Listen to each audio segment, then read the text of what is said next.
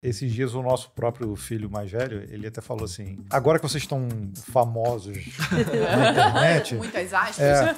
A gente evoluiu muito de lá pra cá, graças a Deus, né? A gente não gosta nem de ver os primeiros vídeos, gente. Não assiste não, gente. Deixa pra lá.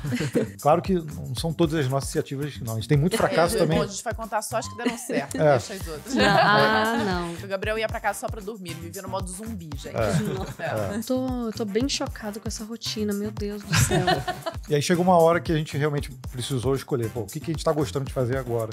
Nem só de código vive os desenvolvedores, né? Exatamente. Eu tenho uma formação em Flash, gente. Vocês sabem o que é Flash? Não. Ai, que bom pra vocês. Explica só pra gente. Chegou a hora das perguntas polêmicas. Eita, Você tem... Bom, eu quero crer. Nesse cenário aí, eu queria que vocês comentassem qual o problema o código-fonte resolve, assim, e se resolve bem.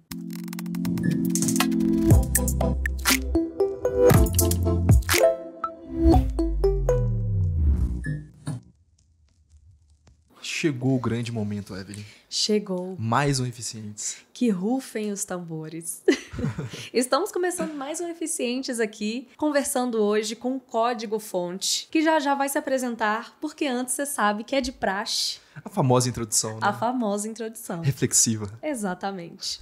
Aproximadamente 1/3 dos usuários da internet, o que equivale a mais de 2 bilhões de pessoas, possui conta ativa no YouTube, o segundo maior buscador da web. Criado em 2005, foi o primeiro site da história a facilitar o upload de vídeos. Referência quando o assunto era o consumo de qualquer tipo de conteúdo em formato audiovisual, popularizou-se rapidamente até ser comprado pouco tempo depois pela Google. Atualmente, mais de 1 bilhão de horas são assistidas por dia e mais de 500 horas de vídeo são carregadas por minuto. E você, com certeza, tem uma conta ativa neste site. Mas para além dos números que de fato impressionam, podemos destacar como o YouTube movimentou culturalmente as relações no mundo on e offline. Clay Shirk, em A Cultura da Participação, destacou como a internet e as ferramentas digitais permitiram que as pessoas pudessem se organizar em grupos ou comunidades sem que precisassem do auxílio de estruturas tradicionais midiáticas. Isso significa que, pelo YouTube, quem assiste não possui apenas autonomia e poder de comentar sobre o que está sendo dito. Essa é uma plataforma capaz de fomentar a criação de comunidades dedicadas que, quando organizadas, extrapolam o online. Esse mesmo caminho é o que nos leva às videoaulas e aos tutoriais muito comuns no site e que, graças a ele, foram popularizados e chegam, na maioria das vezes, gratuitamente para mais de 100 países do mundo. Nesse cenário, em que o YouTube é um verdadeiro difusor de conhecimento, podemos escolher aprender sobre os mais diversos assuntos. Hoje, aqui no Eficientes, nós escolhemos aprender sobre tecnologia com o canal Código Fonte, apresentado por Vanessa Weber e Gabriel Frois.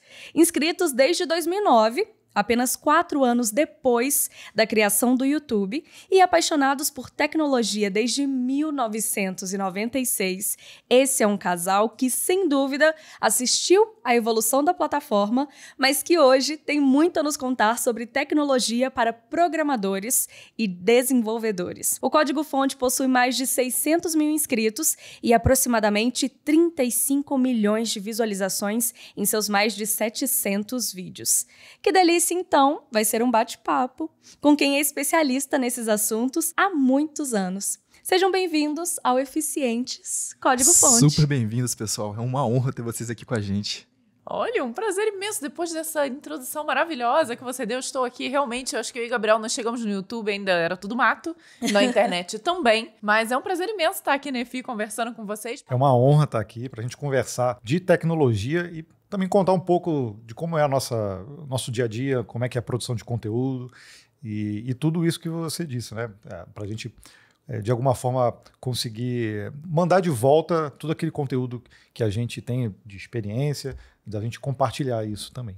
Diretamente de São José dos Campos, né? Que vocês vieram? São Paulo? Pois é, diretamente de São José dos Campos, mas com um sotaque de Petrópolis, né? Com porque o xizinho e os água com gás não sai da gente. Não tem jeito. Gabriel comentou que a gente vai falar sobre produção de conteúdo e confesso que eu, como uma boa fofoqueira do interior de Minas Gerais, Você gosta, né, Evelyn? essa é a parte que eu tô mais curiosa pra saber, Você gosta. porque eu gosto de saber dos bastidores. E aí, antes de qualquer coisa, eu queria saber se vocês aprovaram a história do YouTube, né? Vocês lembram dessa criação do YouTube, de como isso revolucionou na época? Lembro. Sim, eu acho até assim, do nosso lado, né, pessoalmente, o código-fonte, ele já existe enquanto site desde 2006. Ó, isso eu não sabia. Eu Viu? também Olha não. só. Então, né, o Código-Fonte TV é um filho do Código-Fonte, que era um dos projetos que nós tínhamos na nossa empresa, que é a RW, de Rocco e Weber, porque o Gabriel, além de Freud, é Rocco também, né? E a RW tinha entre vários projetos, tinha o código-fonte site. E depois de algum tempo, nós vimos justamente com a criação do YouTube, e conforme ele foi ganhando força, o próprio Google ali, quando fez a aquisição, passou a, nos resultados de busca, apresentar os vídeos. Então, nós vimos, assim, que alguns artigos que nós tínhamos, que eram muito bem indexados, passaram a ter como referência vídeos. Então, eles começaram a perder ali a relevância na busca do Google. E esse foi até um dos motivos da gente realmente ter partido para o Código-Fonte TV, que são os vídeos, né? Exato. Aí foram vários anos para eu convencer a Vanessa a aparecer no vídeo. A culpa é minha. E aí a gente teve até demanda por vídeos também dentro do site. Primeiramente, servia o canal só para embedar os vídeos dentro dos nossos artigos.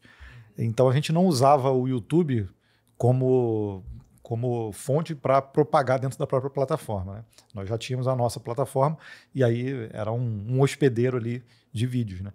E desse momento que o Google começou realmente a mostrar os vídeos dentro do resultado de busca, a gente viu que a gente tinha necessidade também de começar a produzir ativamente vídeos para o YouTube. Então, esse foi um processo que levou anos aí, porque a gente não tinha nenhum trejeito com câmera, Anos de só com um monitor. E tinha essa coisa também, né? A gente queria, de alguma forma, produzir um conteúdo que fosse diferente. Então, eu acho que até no momento em que a gente quis fazer, a gente também não estava preparado psicologicamente, porque tem essa coisa de, uma vez que você começa a produzir, você tem que produzir sempre. Constância, né, Com cara? constância. Sim. E a gente precisava incluir isso na nossa rotina, porque nós tínhamos, além da nossa empresa, também cada um tinha o seu trabalho também. Então, até a gente começar realmente a ajeitar a nossa rotina interna, né, pessoal, para conseguir produzir com constância, levou muito tempo. Né? Entendi. E hoje vocês, nessa época, vocês disseram que havia outros empregos. Hoje vocês vivem só com o código-fonte. Ou não? Praticamente. Então, o ou não ainda fica ali um pouquinho. Mas quando nós começamos com o canal, assim, a gente não tinha pretensão de que ele fosse tomar a proporção que tomou. Então, ele era ali meio que uma continuidade do site, que tinha feito muito sucesso ali na época em que nós tivemos até em 2009, né, que nós fomos parceiros do Portal UOL, numa época em que ser parceiros de portais grandes era realmente relevante. Sim. Então, pra gente foi super legal, né, quando nós tivemos essa parceria. Então, em 2009 ela começou e foi até 2012. E naquela época, no auge ali do site, nós chegamos a ter 30 mil acessos diários ali. Então, era um site já realmente reconhecido. E quando nós começamos a fazer os vídeos e tudo, a gente não tinha essa pretensão de ter, igual nós temos hoje, mais de 600 mil inscritos. Mas a gente tinha aquilo dali como algo profissional que a gente queria fazer, era algo que a gente queria se dedicar e que já tinha ali um objetivo e um formato, alguma coisa que a gente queria realmente passar. Então, desde o início, o Código-Fonte TV tem essa ideia de trazer a tecnologia de uma forma mais simples, sabe? Mais leve, que não fique aquele negócio... As pessoas chegam na área e se deparam com aquela sopa de letrinhas. Nós víamos, quando nós fizemos a faculdade, tinha uma evasão muito grande. Então, a gente queria ajudar um pouco isso. O pessoal que chegasse na área conseguisse se manter na área. Então, acho que essa foi o principal objetivo do Código-Fonte e que permanece até hoje, né? Então, a gente evoluiu muito de lá pra cá, graças a Deus, né? A gente não gosta nem de ver os primeiros vídeos, gente. Não assiste, não, gente. Deixa pra lá. Mas a gente continua com esse mesmo intuito. E começamos do zero, né? Como, mesmo produzindo vídeo, já com o nome do Código-Fonte, o nosso canal ele partiu, na verdade, acho que com 1.200 inscritos, porque a gente já tinha produzido alguns vídeos com uma jornalista, até para a gente não aparecer, a gente produziu o vídeo com um jornalista. E aí o canal cresceu ali meio que organicamente dentro da própria plataforma. Então, porque a gente já tinha na época com o site, né? E para o YouTube era como começar do zero. E a gente sabia que isso ia acontecer, mas nunca imaginamos que um dia chegaria lá a 600 mil inscritos, com milhões aí de visualizações, e nem sabia que ia dar certo, né? Quando a gente começou, a gente tinha um planejamento, e inclusive não foi exatamente o planejamento, porque logo que a gente começou o canal, começamos a gravar os vídeos em setembro de 2015, e em dezembro a Vanessa descobriu que estava grávida. Então tem vídeos meus de barrigão lá, quase 9 meses, Caramba. com a criança. Mas você perguntou, né, se a gente hoje está exclusivamente no canal. Isso. Sim, chegou num ponto que a gente se viu naquela berlinda de tempo, né? O nosso tempo é finito, é único ali no dia. E a gente realmente precisou escolher. Ou a gente continuava atendendo os clientes da forma como a gente fazia antes, ou a gente focava no Código Fonte TV, que a gente estava tendo uma visibilidade legal, o projeto estava crescendo e tudo mais. Então, num primeiro momento, eu comecei a deixar de atender alguns clientes e passei a ficar full-time no Código Fonte. E o Gabriel ainda ficava full-time em outra empresa e era meio que um segundo job dele, o Código Fonte TV. Só que chegou num ponto também que ficou impossível. Então, a gente falou, olha, ou vai ou racha, porque não tem mais como eu sozinha continuar só com essa criação de conteúdo. Ia acontecer isso, a gente ia acabar limitando o que a gente poderia fazer no código-fonte se a gente quisesse manter o que a gente fazia antes. E aí a gente tem que pensar, poxa, a gente sempre gostou muito de trabalhar, por isso que a gente sempre teve projetos próprios. Não dá para contar uma linha do tempo nossa que faça muito sentido, porque ela sempre bifurca de várias coisas, sabe? Então sempre foi projetos próprios, atendendo cliente com um cliente fixo e sempre bifurcou assim em várias iniciativas, né? E aí chegou uma hora que a gente realmente precisou escolher, o que a gente está gostando de fazer agora. Pesou também o caso de já temos 2 filhos e a gente precisa, como pais também, dedicar todo dia um tempo para eles. Então a gente precisa abrir mão de algumas coisas também que a gente tinha como objetivo, e nós dois pensamos, paramos e o que está indo legal, está indo bem, que pode se transformar num negócio para a gente também, é o próprio canal. E a gente foi meio que amadurecendo essa ideia, levou também anos. E aí foi em 2020, foi até antes da pandemia, foi em janeiro, que a gente bateu o martelo. Aí nós dois, pela primeira vez, ficamos num projeto e juntos... Assumiram o compromisso ali, né? Isso, final. Somente naquele projeto, né? Porque até então a gente sempre se dividia. Então, logo no início, eu vim trabalhar primeiro na nossa empresa do que o Gabriel. Então, nossa empresa é de 2001... Quando, na época, eu tinha, acho que 19, Gabriel tinha 20 anos, ou talvez um pouquinho menos ali. Mas nós tivemos que ser emancipados, porque só podia assinar pela empresa o contrato a partir de 21 anos.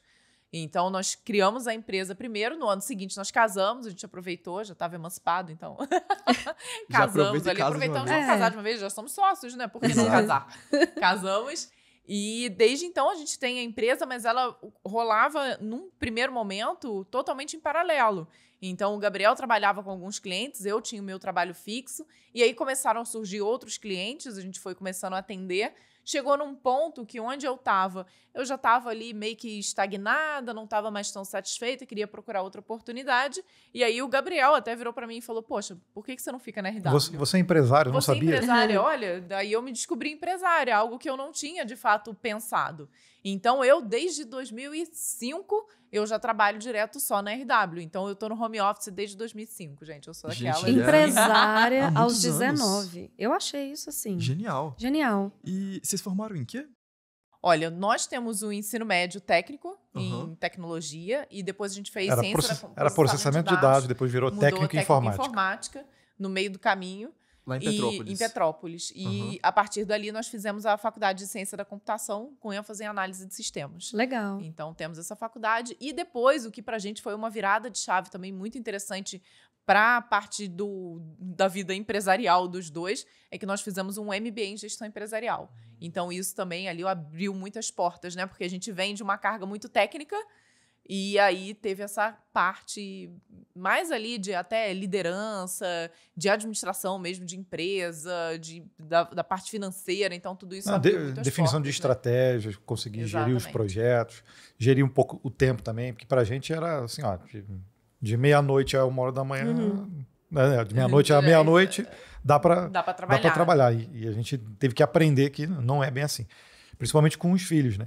Então, essa escolha da gente hoje estar com o código-fonte, que é um projeto que, poxa, já vem desde 2006, e com os vídeos, é uma coisa que satisfaz muito a gente fazer. Aprendemos também errando bastante, né, a produzir conteúdo, e isso deu a oportunidade da gente ter mais tempo com os nossos filhos também, planejar enquanto pais também, né, a nossa vida pessoal e dar tempo mais para eles. Então, acabou equilibrando melhor a nossa vida, né? Porque antes disso, você imagina, né? 2 pessoas trabalhando com tecnologia sem ter ninguém para botar freio. Então, meu horário de trabalho era de 10 da manhã às 3 da manhã, de 10 às 3, né? Então, de 10 da manhã às 3 da manhã. Dormia ali um pouquinho, acordava de novo, mandava ver. E final de semana, muitas vezes, a gente também já cheio de trabalho, muita coisa para atender e tudo, trabalhávamos direto. Então, os filhos colocaram ordem na casa. Essencialmente, nesse primeiro momento da empresa de vocês, você falou sobre atender clientes. Que tipo de cliente, que tipo de serviço vocês prestavam? Porque eu fiquei com essa dúvida. Era freela que vocês faziam? Também tinha alguma coisa, mas em especial, nessa época, nós somos de Petrópolis, na região serrana do Rio, e lá tem um polo de moda muito, muito forte. E nós trabalhávamos com o desenvolvimento de sistemas, principalmente voltados para a web. E a gente começou a atender essa galera de moda. Então, a gente fazia muito, tinham vários clientes, nós tínhamos ali uma espécie de um framework já desenvolvido, que nós criamos ali para atender esses clientes. Então, nós tínhamos diversas lojas e diversas marcas de roupa onde nós atendíamos. E fazíamos sistemas para web, sites também. Na época, eu tenho uma formação em Flash, gente. Vocês sabem o que é Flash? Não. Ai, que bom para vocês. O front-end para fazer animação. Era o front-end da época, né? Para você fazer animação, Nos não sites? tinha isso. Caramba. Então, assim, é uma tecnologia que morreu completamente. Ninguém conhece mais. Mas que na época era... Bombava, era Exatamente, o era o que hype. existia principalmente para sites de moda. Porque era a única forma de você fazer qualquer tipo de Fazer uma animação no vitrine. CSS. Exatamente, fazer tipo uma animação de folhinhas virando na revista. Então, tudo isso a gente fazia com Flash. E nessa época a gente acabou dividindo muito assim. Eu fazia o atendimento a esses clientes, então eu visitava os clientes, conversava, fazia toda a parte comercial, administrativa, toda essa parte era comigo.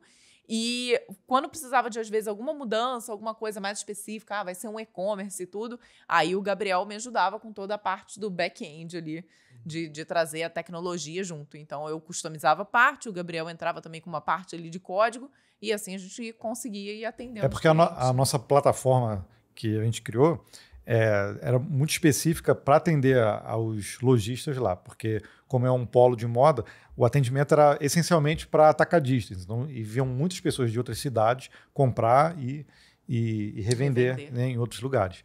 E isso era feito de forma muito manual pelos lojistas lá. Então, a gente começou a criar a solução em que os próprios atacadistas conseguiam enxergar, porque dependendo da região do país, os preços eram diferentes, tudo, né? E é engraçado que o primeiro cliente que surgiu, foi ele que mostrou pra gente como que era o funcionamento. Ele fazia assim, ele fazia troca de coleção de roupa, ele gravava as fotos num CD e mandava para um CD para os atacadistas dele no Brasil todo. E aí tinha lá o código da foto, o número da foto, e o pessoal fazia pedido através por telefone, né? Por então, telefone, eu quero o vestido número 365, eu quero não sei quantas peças dele. E aí, de acordo com a região, tinha um valor, uma tabela de preço diferente, né? Na raça, né? Na raça, era realmente na raça. E nessa época, poxa, isso aí você coloca lá 2005, 2006, 2008, era a época que a gente trabalhava muito com isso. Muitos não tinham nem site, era algo que estava começando, então o pessoal precisava ter aquela presença na internet. Então, alguns a gente fazia um site básico e as pessoas não tinham e-mail, não tinha nada. Então, a gente passou a dar todo esse suporte. E aí, eu e Gabriel, a gente sempre teve um pouco dessa desse jeito enquanto empreendedor. A gente via ali qual era a dor de quem a gente estava atendendo e a gente fazia o máximo para poder resolver todo aquele problema. Então, a gente tinha servidor dedicado, onde a gente já vendia ali servidor de hospedagem, de e-mail. Então, a gente ajudava na configuração dos e-mails, na configuração de assinatura dos e-mails. Tudo a gente montava um plano que atendesse completamente aquela pessoa. Tanto é que chegou num ponto que alguns empresários e tudo contratavam, não, beleza, eu quero aqui o desenvolvimento do site de vocês, lindo, maravilhoso, tá o sistema tudo funcionando. Aí chegava num ponto, não, mas eu não consigo atualizar porque eu não consigo tirar foto. Eu não sei tirar foto, eu não tenho como cadastrar. A gente passou a tirar foto. Caramba! Então, tudo um pouco. A gente tinha um estúdiozinho na nossa casa, que é até onde depois a gente passou a gravar o dicionário do programador. No início a gente tirava as fotos, então eu ia... Passava tinha na loja, tinha manequim, eu pegava as roupas, a gente passava as roupas, fotografava, tratava as fotos, melhorava tudo, colocava isso dentro do sistema. Então a gente vendia meio que um plano completo ali para atender a dor daquele cliente que a gente trabalhava. Os dois eram um setor de marketing e desenvolvimento juntos. Exatamente. Nem só de código vive os desenvolvedores, né? Exatamente. Verdade. Não, e eu acho que a história... enfim, que eles vão contar hoje, já estão contando, tem muito sobre isso, né? Eles são comunicadores, são empresários e são, enfim, desenvolvedores, programadores. Um grande combo de sucesso, eu diria. Um grande combo. E além disso, pais e mães, né? Exato.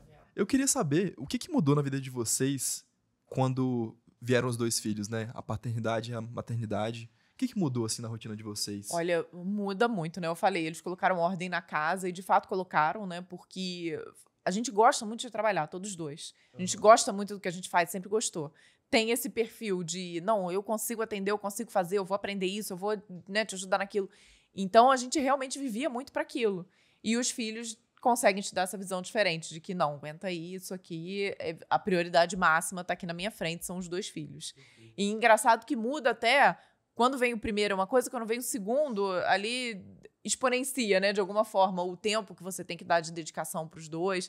Então, amadurece muito e, ao mesmo tempo, você cria, assim, o poder incrível de otimizar o seu tempo. Então, acho que todas as pessoas que eu conheço, depois da maternidade, da paternidade, ficam especialistas em otimização de tempo. Porque tudo que você demorava mais tempo para fazer, agora você faz num tempo menor ainda para poder sobrar aquele tempinho ali para as crianças. Não tem muito tempo para procrastinar, né? Não tem, não. Você perde totalmente esse fator de vou descansar um pouquinho aqui. Não, mentira. Levanta e vai. Tem que dedicar tempo pra família, né? É importante também. Sim. Hoje vocês conseguem trabalhar e ter um tempo de descanso, porque eu vi que vocês são aqui, ó, pilhados no trabalho. Não recusam nenhum trabalho, nada, mas hoje vocês conseguem fazer isso? Olha, conseguimos. E engraçado que nós nos mudamos, né? Saímos de Petrópolis, fomos para São José dos Campos, e lá a gente até conseguiu estabelecer uma rotina um pouco melhor, até no sentido de família e também até de exercício, né? Então, acho que com o tempo a gente vai ficando assim mais experiente, não vou falar mais velho, não, vou falar mais experiente. E a gente vê essa necessidade realmente de se dedicar ali a ter uma vida mais saudável, a tomar mais conta da mente e do corpo. Então, hoje a gente tem um pouco dessas prioridades, né? Claro que a gente adora viajar, que nem vocês nos convidaram para vir aqui, poxa, a gente aproveita, né? Mas em casa a gente tem uma rotina mais estabelecida ali e a gente tenta colocar os limites. É claro que, às vezes, a gente extrapola um pouquinho por causa desse gosto de trabalhar demais, né? Mas é importante, realmente, né? E enquanto pais, mudou bastante até pessoalmente, o senso de responsabilidade, de cuidar de uma pessoa, de criar... É um ser vivo, né, que tá ali, né? E aí, quando você começa a se comunicar, dar bons exemplos e a todo momento você está aprendendo. E quando veio o segundo, a gente acha, agora eu já aprendi bastante coisa, já sei fazer. Aí vem completamente diferente, você tem que mudar a sua forma também de lidar. Então é um aprendizado de vida, né? A gente criar outras pessoas com valores que a gente acredita que sejam bons valores, né? E é desafiador também todos os dias, né? Porque é diferente da nossa geração, né? A gente já está velho o suficiente para falar isso, né? A nossa geração era diferente e a gente aprende muito com eles também, por conta dessa mescla, né, de informações que a gente recebe todos os dias. Né? Pô, que legal. Parabéns aí pelos filhões. São 2 homens? Dois rapazes. Eu sou rapazes. cercada, eu sou a única princesa da casa. Eu tenho 3 homens para me bajular. Bom demais. O mais velho, até barbado já. Já. É a cara do pai. Mas é velho sempre um igualzinho. menino, né? Porque minha mãe, pelo menos lá em casa, eu tenho um irmão mais velho, ele tem quase 40 anos. E aí minha mãe, toda vez que ela vai falar com alguém que ela tem um menino e uma menina, né? Ela fala, eu tenho um menino. Eu tenho um menino de 38 anos, um menino. E tem uma menina também, de 27 anos. Então é sempre um menino e uma menina, não importa. Parece que pra mãe, pro pai, não importa o quanto cresça. É verdade. Olha que foi o que o Gabriel falou, né? O mais velho é Gabriel também, quase 1,80 m, bem maior do que a mãe aqui de Caramba. 1,63 m, maior do que o pai já, barbado. E o pequenininho, que também já não tá tão pequenininho, já tá batendo aqui assim na mãe com 7 anos. E aí, engraçado que um é a cara do pai, o outro tem mais a carinha da mãe, mas a gente dividiu bem, né? Ficou... E eles gostam de tecnologia? Já tem interesse? Gostam, mas o mais velho tá fazendo ensino médio com publicidade, então foge um que pouco. legal. Então, por mais que ele goste ali de edição, de produção, então ele tá caindo aí pra essa área. O pequenininho é muito criativo, ele é daquele que brinca com bonecos, faz altas histórias, ele é bem diferente. A gente acha que ele não é da área lógica, não. Ele já tem uma área muito mais criativa. O mais velho já é bom na lógica, é igual impressionante, a gente. é muito bom de matemática. É verdade. Os jogos dele todos envolvem contas, assim, ele faz Caramba. conta de cabeça muito rápido. Meu Deus. Isso ajuda Impressionante. muito, né, na mentalidade de desenvolver, né? Sim, É. aí a gente fala, Lógicas. por que você não vai trabalhar com tecnologia? É. Mas por enquanto a gente não convenceu, não. Mas é bom, comunicação com lógica. É também. verdade. Faz- Eu dá certo. falei, no final das contas, a gente aqui que trabalhou sempre com lógica, desenvolvimento, tá um pouco na área de comunicação agora, né? Então Sim. acabou. É bom, às vezes, ter mais de uma vertente, né? Em tecnologia, a gente fala muito sobre inovação, né? Sobre criatividade. A gente, né? Tô falando aqui um pouco sobre criatividade. Vocês acham que o código-fonte foi a grande inovação de vocês? Como empreendedores, enfim, pessoalmente falando, vocês acham isso? Eu acho que foi uma das, né? Esses dias o nosso próprio filho mais velho, ele até falou assim, agora que vocês estão famosos na internet, Muitas aspas.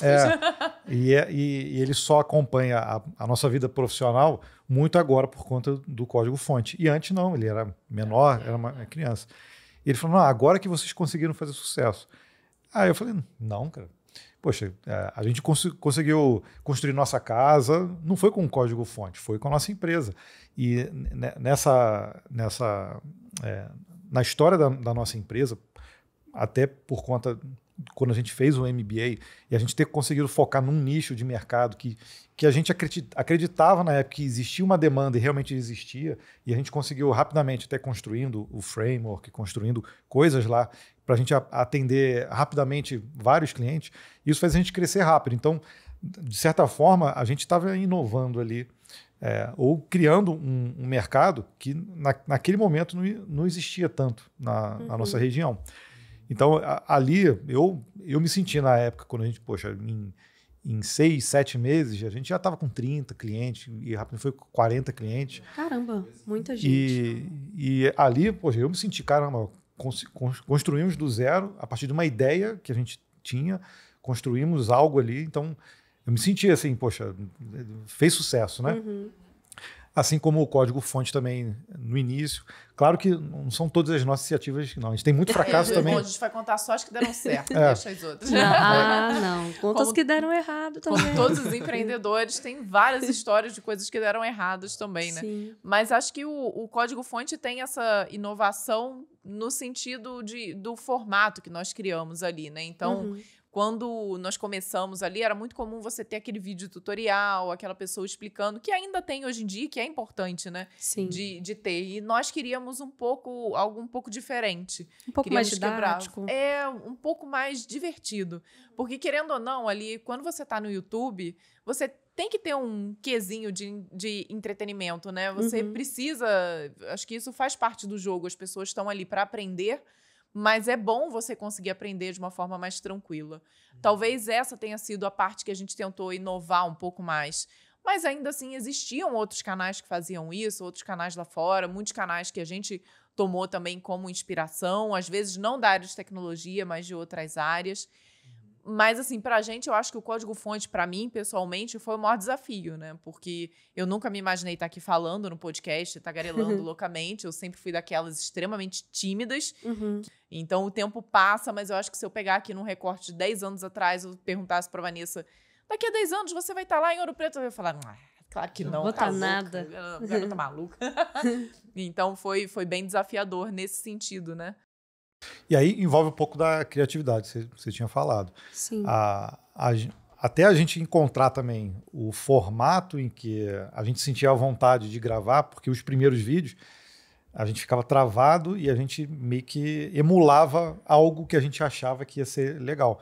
Mas não era natural, não soava natural. Então levou muito tempo assim, para a gente realmente se soltar, se sentir mais à vontade e descobrir um formato que agradasse também as outras pessoas. Então aí envolve um pouco dessa parte da Testar criatividade. também, né? Muito teste. Sim. Eu vejo muitas pessoas e canais tentando performar no YouTube, criando conteúdo. E isso leva muito tempo, né? Igual vocês comentaram aqui, há mais de 10 anos. Centenas de vídeos que vocês têm produzidos. Então você precisa testar ali, ver o que funciona mais para sua audiência, testar diferentes formatos de conteúdo. E precisa de raça, né? Vocês fizeram uma excelente jornada, assim, na minha opinião. A gente tava conversando aqui mais cedo, Evelyn, com o nosso time de devs da empresa, e eles falaram claramente que se inspiram muito em vocês, sempre buscam como fonte de qualidade de conteúdo os vídeos que vocês postam, porque realmente vocês estão fazendo um excelente trabalho, sabe? Ajudando devs a entender ali. Imagina só um dev que acabou de formar.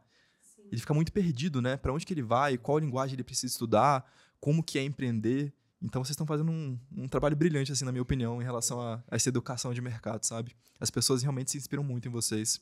Poxa, obrigado. Pra gente é um orgulho poder escutar isso, né? Porque, como você falou, a trajetória toda foi árdua. Então, a gente fala que o Gabriel falou, né? Que eu tava grávida logo quando a gente começou a gravar os vídeos.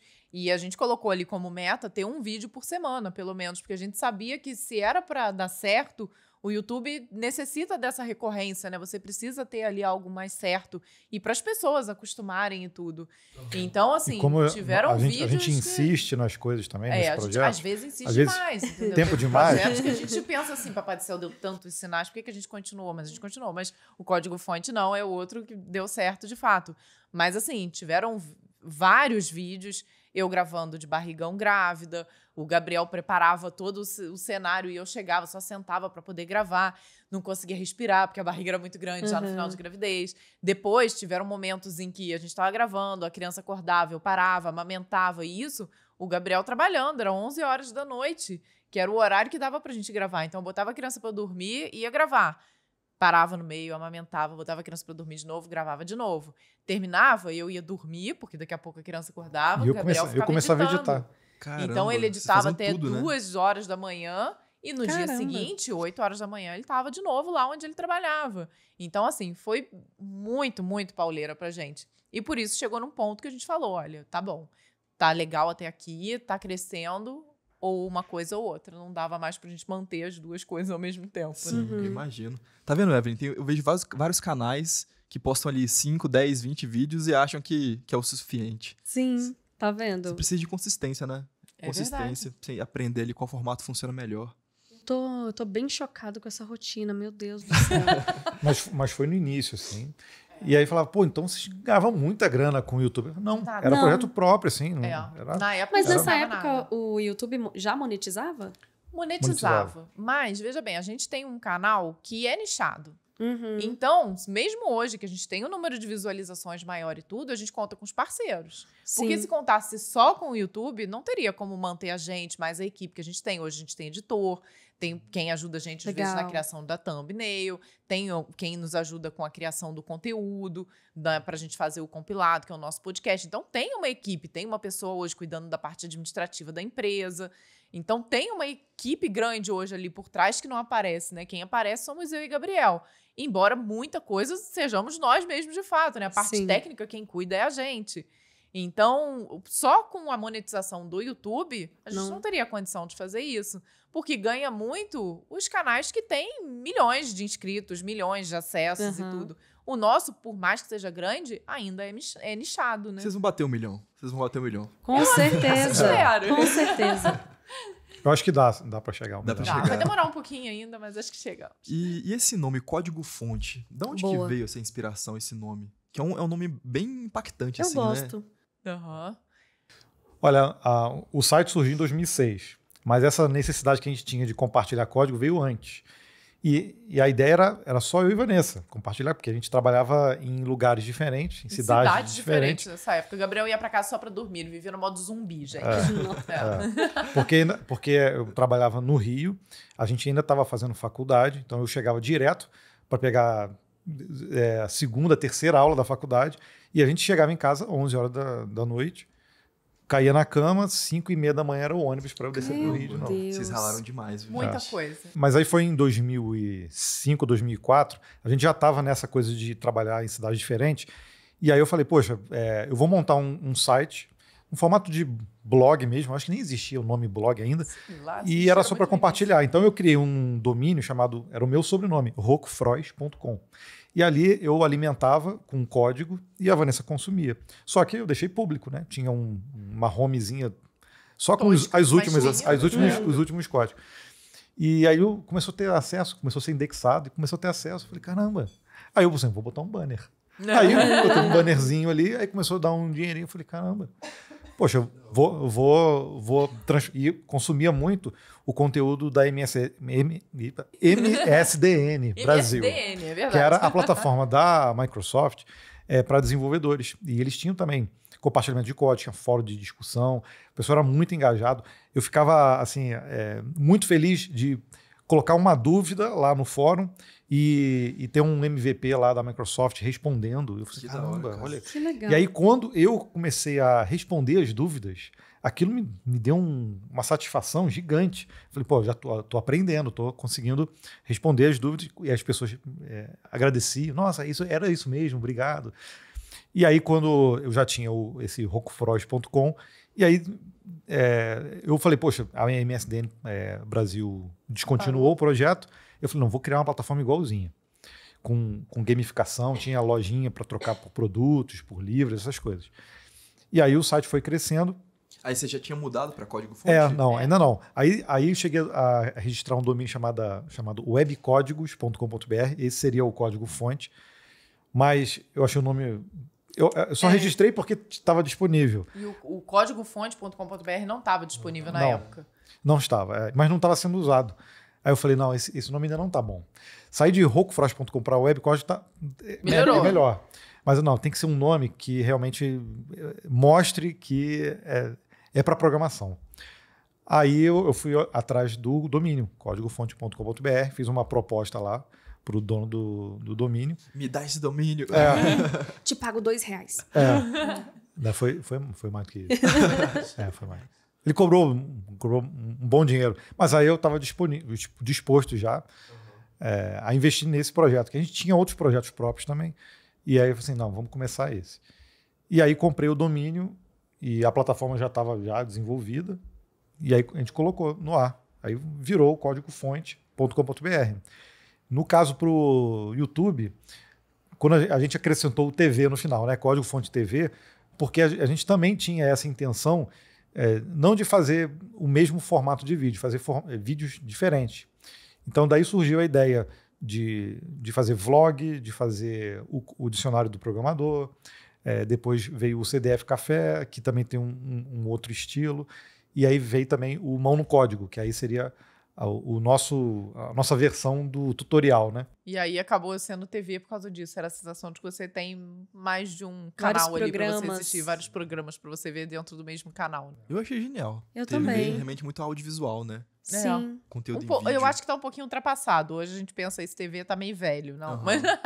Mas tem Mas essa coisa ainda remete. da pegada do caráter de entretenimento que vocês queriam, de dinamicidade, né? Porque a TV é isso, né? É o que você falou, são vários formatos vários de conteúdo, canais, né? sim. A gente falou, então, da rotina de vocês no passado, da loucura que foi ter um neném aí, né? Num planejamento de canal, de postagens, enfim.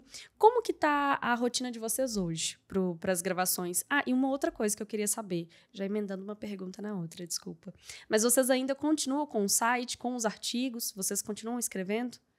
Continua, mas hoje o filho ficou muito maior do que o pai, né? A gente fala que o Código Fonte TV é o filho do códigofonte.com.br e hoje ele cresceu muito mais.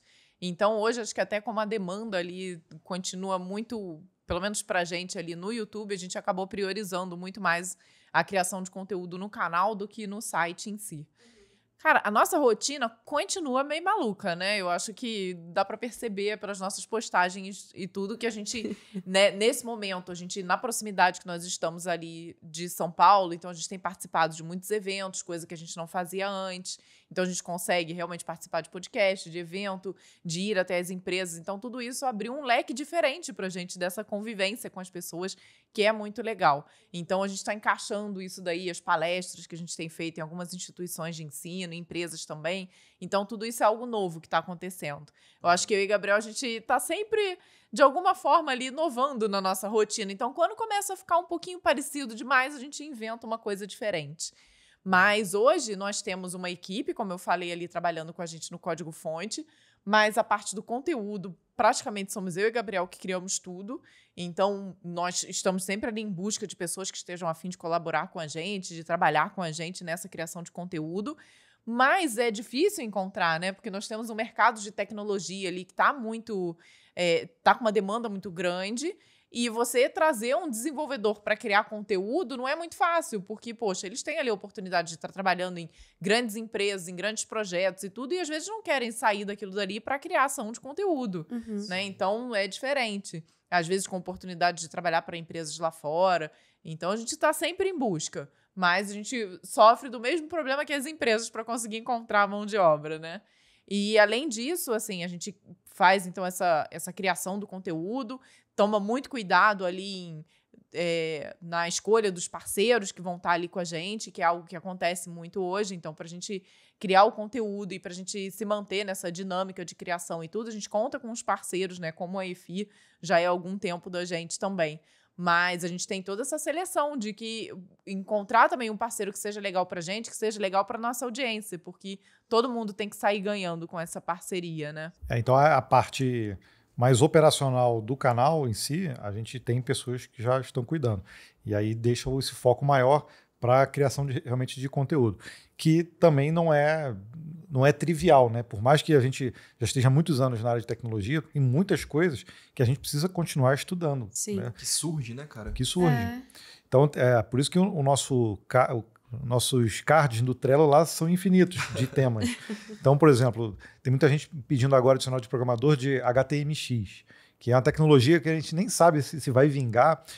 Parece um pouco o jQuery, muitas coisas assim que remetem a tecnologias mais antigas, mas não, isso aqui é o novo HTML, né?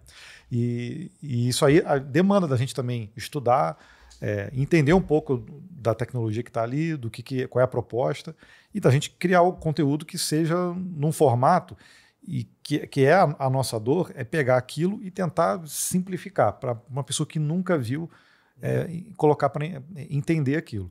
Às vezes a gente consegue fazer bem e tem vezes que não, tem vezes que a pessoa precisa de um mínimo de conhecimento ali para tentar entender o tema. Nem todos os temas dá para colocar para simplificar completamente, né?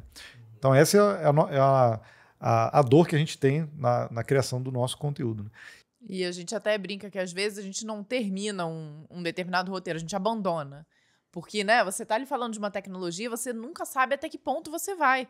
O quanto tá muito raso, o quanto tá indo fundo demais, e até mesmo pelos comentários, a gente às vezes chega nessa conclusão, porque quem às vezes já tem um pouquinho mais de experiência fala, não, poxa vida, eu precisava ter explicado mais sobre isso e aquilo. E quem não tem, chega, nossa, não entendi nada do que vocês falaram. Então é difícil a gente conseguir acertar essa balança, né, para trazer ali um conteúdo que seja relevante para os dois públicos, né? Uhum. Então, a gente brinca nisso. Não, vou abandonar, deixa aqui, vamos até aqui, tá bom, porque senão a gente fica ali eternamente naquele mesmo conteúdo. E tem, assim, conteúdos, como o Gabriel falou, que às vezes é uma coisa muito nova. A gente realmente fica ali 3, 4 dias para criar um vídeo de 15 minutos. né? Porque a gente precisa estudar a tecnologia, precisa aprender, precisa ver o que ela tem de bom, o que ela tem de ruim. Então, isso não é trivial mesmo pra gente, né? Independente de quantos anos tem ali desenvolvendo ou trabalhando com tudo que a gente já trabalhou, a gente realmente se debruça ali durante aquele período grande em um determinado assunto. Né? Caramba. Eu me vejo um pouco nessa parte, que eu... Né, na criação dos roteiros aqui. E aí, agora com o podcast tem sido desafiador porque é sempre um convidado que vem e a minha formação original é em jornalismo, né? Então, não sei sobre economia, assim, eu sei pouco, né? Então, realmente tem esse trabalho de pesquisa, né? E no caso da tecnologia, no caso de vocês, por mais que seja algo que está aí já intrínseco, né? É uma coisa que atualiza, muda né? a todo momento. Então, realmente, eu fico pensando, nossa, que loucura que deve ser. Tipo, saiu uma nova tecnologia, saiu sei lá, uma nova linguagem de programação. Não sei nem se é assim que fala, mas tem que... Acho que é, né? Não, acontece mesmo, né? Agora, recentemente, surgiu o BAN, que é um novo runtime que chegando, todo mundo falando a respeito dele, e ele é desenvolvido numa linguagem chamada Zig, que ninguém conhecia até meia dúzia de meses atrás, entendeu? Então, realmente, aí nós precisamos trazer alguma coisa no canal sobre essa linguagem, porque se a gente não conhecia, muita gente não conhecia e tá querendo saber o que é a respeito, né? O mundo do desenvolvimento como um todo, se você voltar 10 anos para trás, você vai ver que blockchain, criptomoeda, toda a quantidade de tecnologias que estão em volta de negócios hoje online é bem diferente do que tinha 10 anos atrás, 15 anos atrás, né? Então, para quem hoje entra na área, a pessoa parece que já está ali, já está habituado com essas coisas, né? Mas quem está lá atrás também, na área, também precisa estudar essas coisas novas, né? Não pode achar que, por mais que a gente tenha um pouco mais de facilidade, porque a gente acaba acompanhando a evolução de certas coisas, mas tem outras coisas não, que são meio que disruptivas também. Sim. E isso muda paradigmas, então é preciso estudar também. É legal porque hoje a nossa principal fonte de conhecimento acaba sendo também o código-fonte, né? Eu acho que se eu não estivesse trabalhando com o código-fonte, eu não estaria atualizado igual eu estou hoje de forma alguma, né? Então, é bem legal isso, até porque a gente tem a oportunidade justamente disso. Surgiu algo muito novo. Pô, é claro que as empresas não vão daqui a 3 dias estar implementando aquilo dali. É algo que precisa precisa ficar mais maduro. A gente pode brincar com ela, não tem problema nenhum. Então, a gente consegue trazer isso para quem nos assiste. É uma célula de conhecimento e estudo para vocês, no final das contas, também, né? Sim, muito. E essas novas tecnologias surgem a todo momento. Como que funciona isso, assim, vocês acham, na cabeça das pessoas? Por que elas surgem? Vocês acham que é para cumprir alguma lacuna operacional de alguma empresa? Elas surgem para tornar processos mais eficientes? Por que surge uma nova linguagem? Por que surge uma nova tecnologia? Assim? Você fica me perguntando essas coisas, sabe? Normalmente é por isso, né? A pessoa trabalha ali com uma determinada linguagem, um determinado framework, alguma coisa, e percebe que ali tem algo que de fato não está tão bom, que precisa melhorar. Precisa de alguma evolução e tudo. E aí, às vezes, surge essa nova ferramenta, essa nova linguagem ali para suprir essa demanda específica. Mas às vezes não. E às vezes não, às vezes por exemplo, o próprio Node também, loucura. Que é utilizado aí amplamente, era um teste que o Ryan Dahl tinha feito. Não era para virar o que virou, né? Para ser usado em produção. Só que ficou tão bom? Ficou bom por ter sido aberto à comunidade e a coisa foi crescendo, e ele, inclusive, anos depois, há uns anos atrás, ele mesmo disse numa palestra, olha, eu estou desenvolvendo um outro runtime, que é o Dino, e eu vou corrigir todos os erros que eu não corrigi no Node. Mas não adianta, o Node já é tão popular que ele não conseguiu ainda tornar o Dino popular, por mais que para eles funcione melhor, né? Então, esse é o caso também de provavelmente ele encontrou uma lacuna de mercado, mas ele não desenvolveu um produto, o melhor produto naquele momento, né? Para preencher isso, mas existia ali uma lacuna. O Node, explica só para a gente, o que é o Node? Olha, o JavaScript é a linguagem que foi projetada para rodar nos navegadores.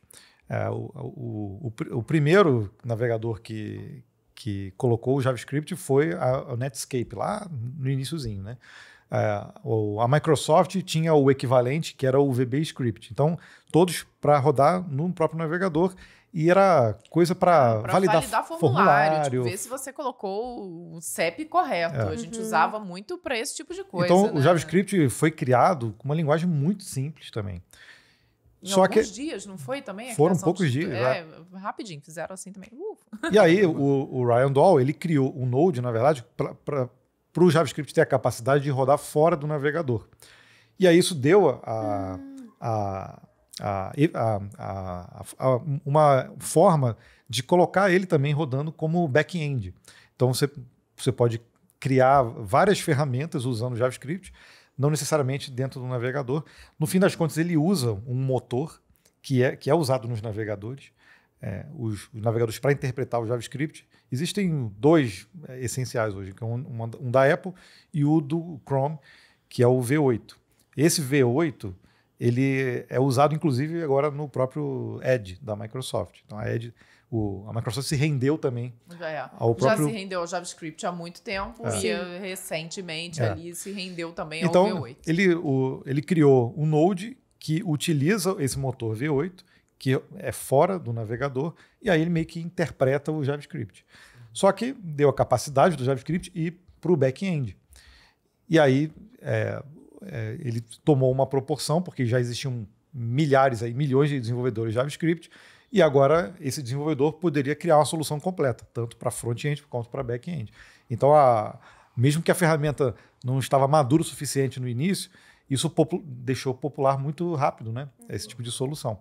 Aí agora, alguns anos atrás, surgiu o Dino, que era o Node ao contrário, onde o próprio desenvolvedor do Node é o mesmo do Dino, e ele quis corrigir os erros dele do passado.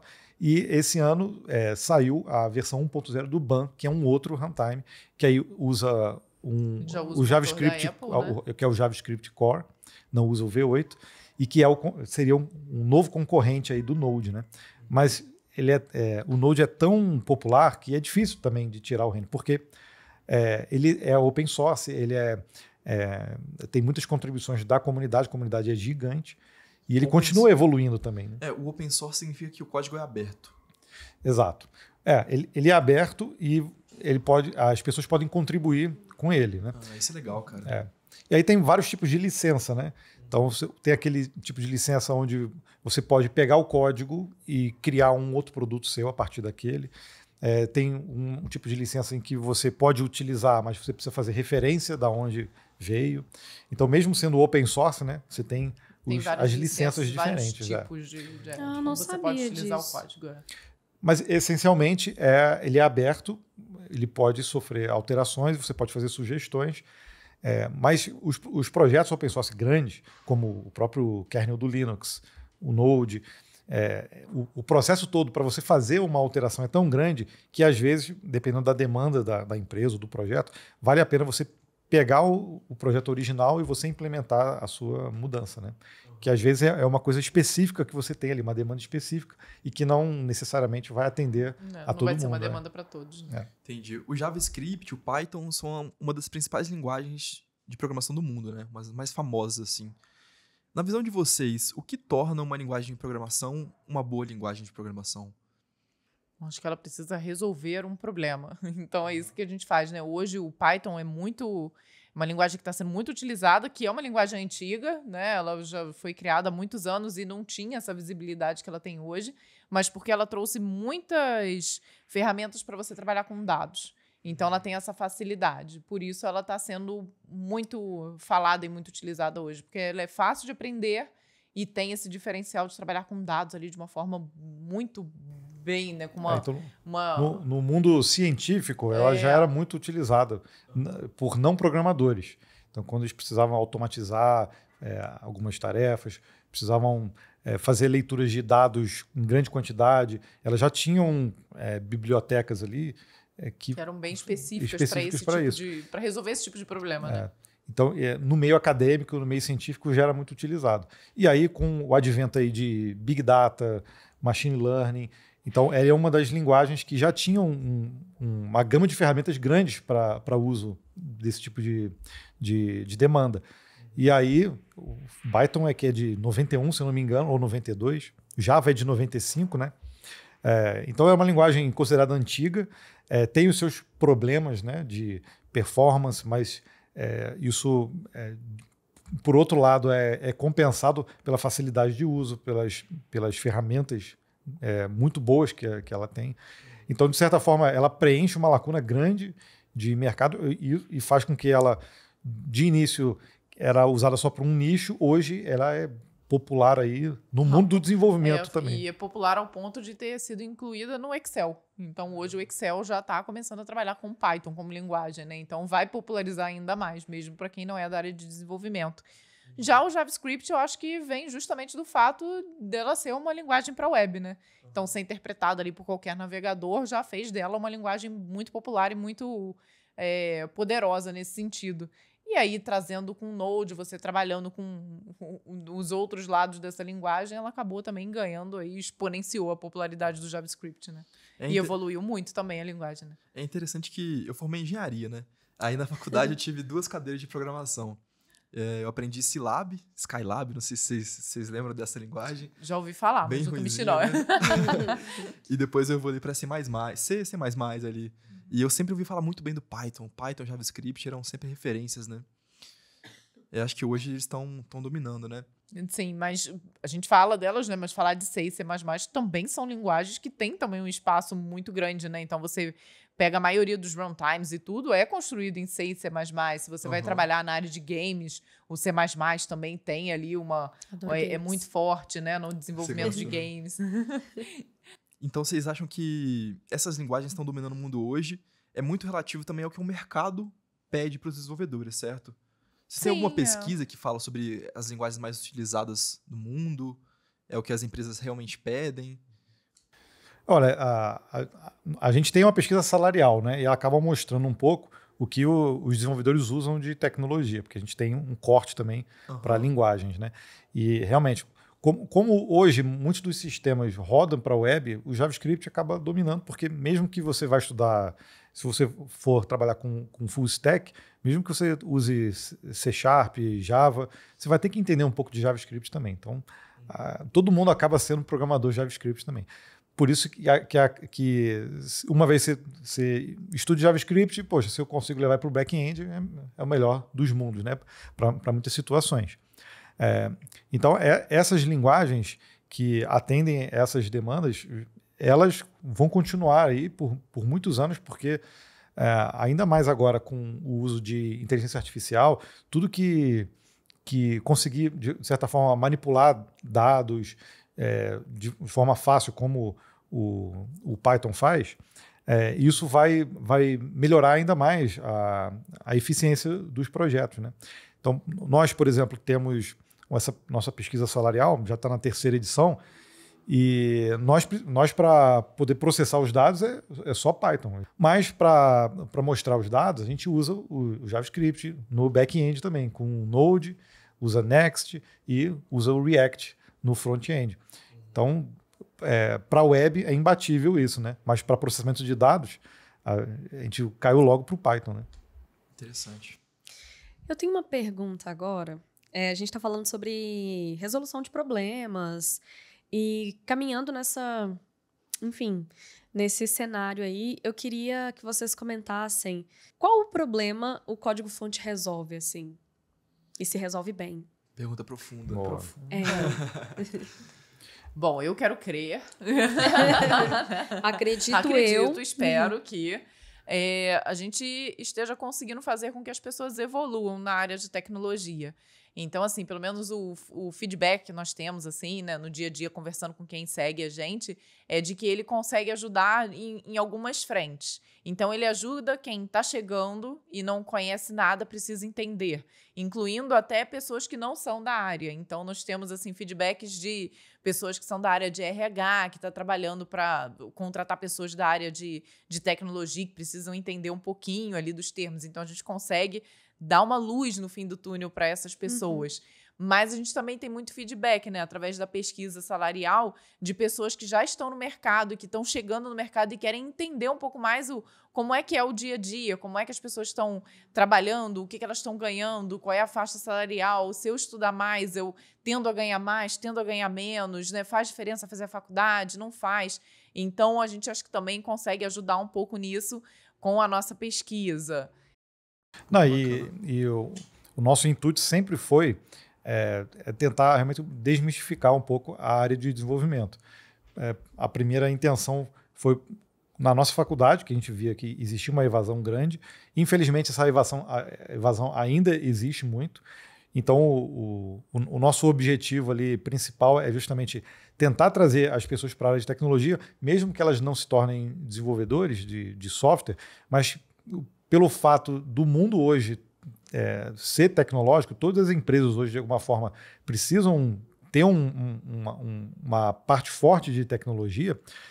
Isso ajuda as pessoas a entrar um pouco nesse mundo. Um dos exemplos é a irmã da Vanessa, que trabalha com enfermagem, por exemplo, e ela trabalha numa multinacional, e aí ela na equipe dela precisou utilizar Scrum, por exemplo, e ela nunca tinha ouvido falar. E aí ela foi pesquisar no YouTube, a Vanessa apareceu lá, no dicionário do programador. Olha, minha irmã, ela sabe o que é isso. Minha irmã é famosa no YouTube. Tá vendo? Aí ela falou, Vanessa, eu tô aprendendo Scrum com você. Que legal, cara. Ai, que bonitinho. Então, um exemplo assim, que ela usa, de certa forma, metodologias que vêm da área de desenvolvimento dentro das empresas, isso também é muito comum, né, de acontecer, e de alguma forma a gente supriu a demanda que ela tinha ali, né? Então, acho que são várias frentes, né, que o código-fonte acaba suprindo. E a demanda técnica ali também, né? Que quando a gente faz um mão no código, explica uma tecnologia, algo específico, querendo ou não, a gente tá ali mostrando tecnicamente, olha, dá a mão, vem cá e faz desse jeito, né?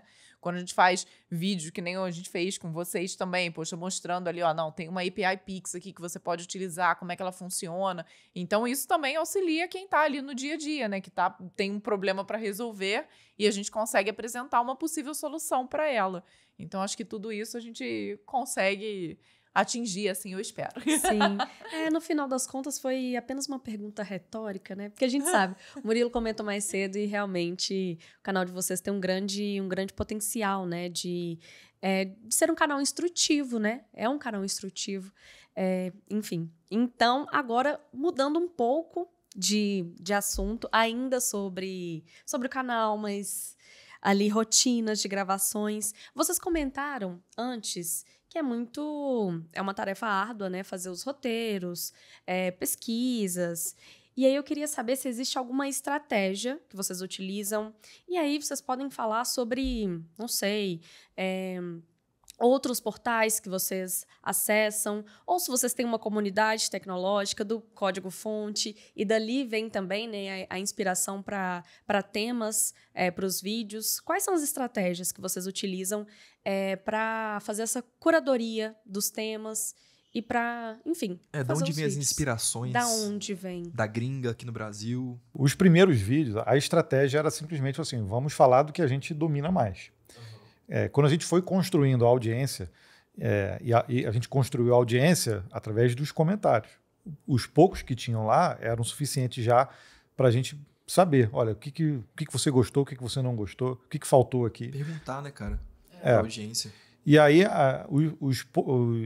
e por sorte, os primeiros comentários foram muito bons. A gente estava até com um receio, assim, pô, o pessoal vai ser cri-cri com a gente. O pessoal de tecnologia, a gente tende a, né, achou uma vírgula errada, vai falar, olha, aquela vírgula ali tá errada. Sempre E hoje tem a gente, mas não foi assim, hoje a gente conseguiu construir uma amizade ali com a audiência e tudo, que, poxa, quando tem esse tipo de feedback é muito bem-vindo, sabe? E as pessoas fazem com certo carinho ali, respeitam o que a gente está tentando apresentar, e é óbvio que a gente vai falar coisa errada, gente. São a quantidade imensa de vídeo que a gente já fez. É claro que, tecnicamente, a gente não domina tudo, é completamente impossível. Então, em algum momento, cara, a gente vai escorregar em alguma coisa, vai falar uma coisa que, às vezes, não, olha, nós fizemos dessa forma, mas, putz, se tivesse feito dessa outra, teria sido muito melhor.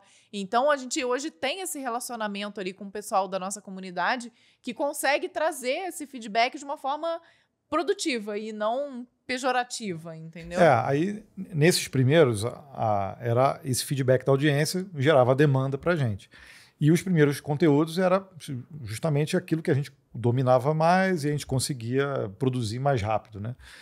E aí, com o tempo, as pessoas começaram a pedir e assim, mais frequentemente, pelo nosso podcast também, que a gente criou tem uns 2 anos já, né?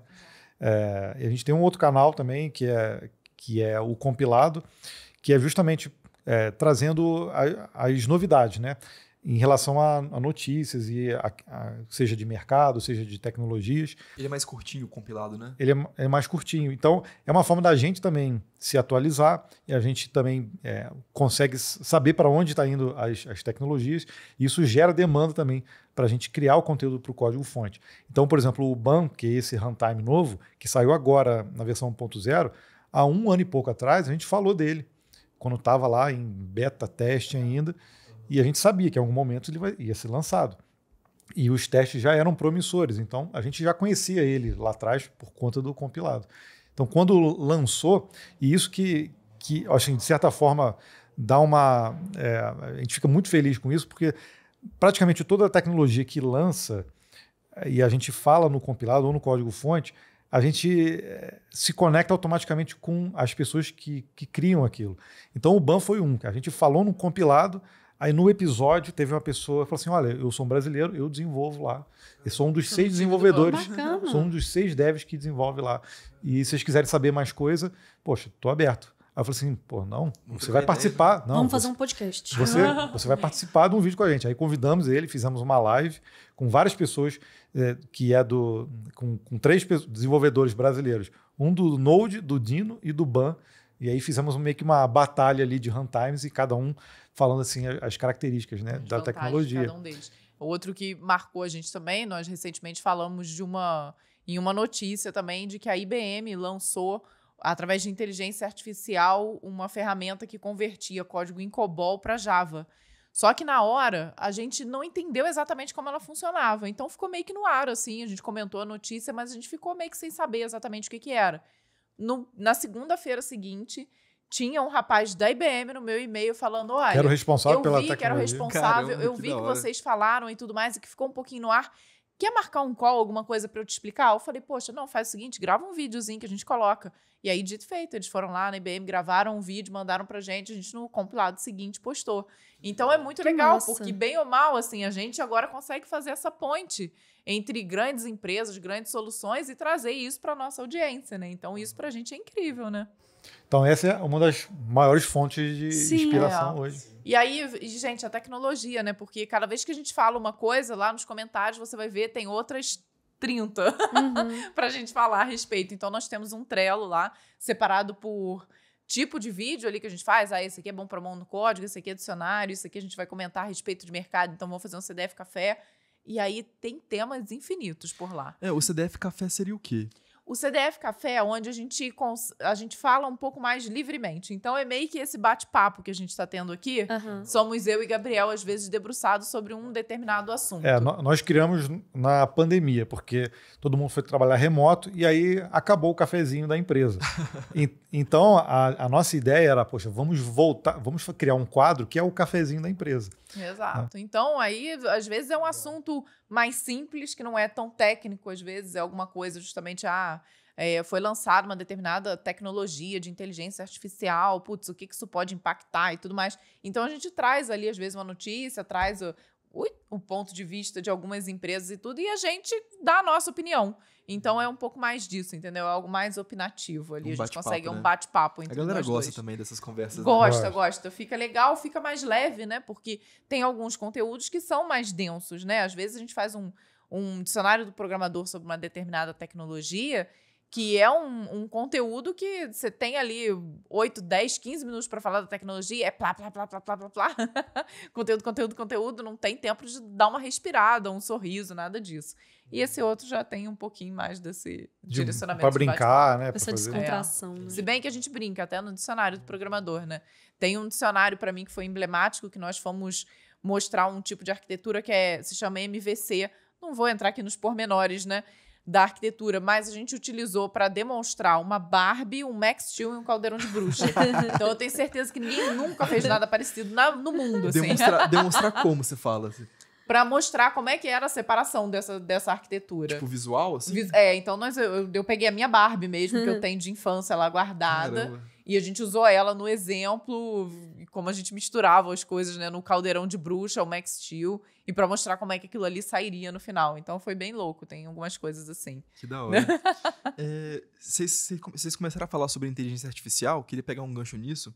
Como que vocês enxergam o papel das inteligências artificiais para o mundo corporativo das empresas e para o mundo dos devs também, né? A gente já falou muito aqui, né, Evelyn, sobre inteligência artificial, o papel dela. Até vi um vídeo que vocês falaram que o GitHub Copilot, em junho de 2022, ele gerava ali 27% dos códigos dos devs, e esse ano ele está chegando a mais de 40% dos códigos. Então, é como se fosse um verdadeiro aliado dos desenvolvedores, né? Como que vocês veem o futuro das inteligências artificiais, assim, para os devs? É o caminho? Robocop. Eu acho que é realmente o caminho. Porque dentro do trabalho do desenvolvimento, se usa realmente muita criatividade. Né? E tem a parte do desenvolvimento que é mecânico, que é justamente mecânico que usa também a criatividade, mas mecânico no sentido de, olha, já existe solução desse tipo, eu posso replicar ela novamente aqui no meu código, né, na minha solução. Obviamente, você precisa de ajuste fino. Né? Dificilmente você vai conseguir 100% ali. De primeira, né? De primeira, Ainda mais porque ainda existe a interação homem-máquina ali para você criar a sua demanda. Se você, quem programa geralmente acha que o trabalho é só criar código. Mas, na verdade, você tem que criar código a partir de um problema que você precisa entender. Sim. Se você não entender o problema, você nunca vai ter a solução, mesmo que você peça para uma inteligência artificial fazer. Então, o nosso trabalho principal é entender os problemas. Né? Sim. Então, tem aquela coisa de não se apaixone pela solução, mas se apaixone pelo problema. Você pode criar outras soluções, né, com o mesmo problema. Então, a inteligência artificial está aí para sugerir a solução. Mas se você não entender o problema, não adianta muito. Né? É o resultado final, né, cara? Exato. E o que vocês veem de benefícios dela? É muito ganho de tempo? Eu acho que, pelo menos assim, não só a gente, né, mas levando aí para uma pesquisa um pouco mais ampla, até o próprio GitHub já liberou no ano passado algumas pesquisas mostrando esse ganho, essa percepção de ganho de produtividade com os desenvolvedores. Então, acho que é muito disso, né? Às vezes, você perdia tempo buscando uma solução que ali ele consegue te dar uma luz mais rapidamente. Mas, como o Gabriel falou, né? A gente vai ter que ter aquele poder de análise ainda maior, né? Você tem que ser muito crítico com o que ele está te propondo ali naquele momento.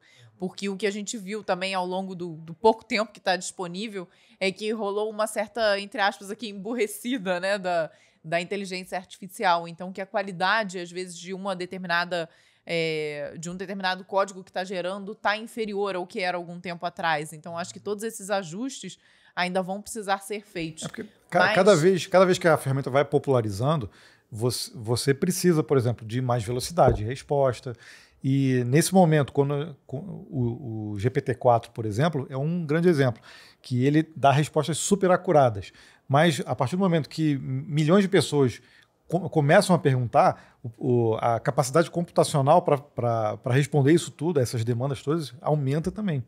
E aí aumenta custo. Então, para mim que atender essa demanda, é mais fácil você diminuir a parte computacional e isso aumenta a velocidade nas respostas. Só que aí a qualidade das respostas cai também. Então, isso a gente tem visto acontecer também, né? Mas o fato é que, assim, é uma ferramenta que vai ajudar a gente, que já está ajudando. Então, acho que quem está chegando agora não pode ficar com medo da ferramenta. E quem está também no mercado já há muito tempo não pode ter esse receio de começar a utilizar. Senão você vai ficar para trás, entendeu? Então, tem esse limite, né? É algo que ainda não está pronto, mas que a gente precisa ir se adaptando, né? E precisa conseguir incluir ali no dia a dia de trabalho. Tá evoluindo muito rápido, né? Muito, muito rápido. Eu acho que ano passado, né, no finalzinho de 2022, a gente fez também em um dos podcasts ou no vídeo, não me recordo, falando que, cara, inteligência artificial seria o auge aí do ano de 2023. E eu falei, cara, que em poucos meses eu me surpreendi, porque eu nem fazia ideia do quão auge seria. E acho que isso aconteceu não só comigo, né? A humanidade no todo aí, até os governos já estão ali mais cientes dos riscos, do que precisa também ser aparado para não deixar correr solto. Então, assim, 2024 acho que vai continuar na mesma pegada, com muita evolução, mas com muita conversa a respeito também, né? Precisa ser debatido, né? Inclusive de limites éticos. Né? Exatamente. A gente estava comentando sobre as estratégias que vocês usam para curadoria de conteúdo. E aqui na EFI, por exemplo, os meninos até falaram com vocês ali, né? Na outra gravação que a gente teve, né? Que além de uma instituição financeira, a gente também é uma empresa de tecnologia. Porque, enfim, a gente produz tecnologia aqui, né? O tempo todo para as nossas soluções de pagamento e etc. E, por isso, a gente tem uma comunidade no Discord com, acho que 7 mil. Mais de 7 mil membros, Mais de 7 mil membros. Desenvolvedores, super engajados também. Então, quando vocês falaram sobre os comentários de vocês, a gente se sentiu aqui super representado.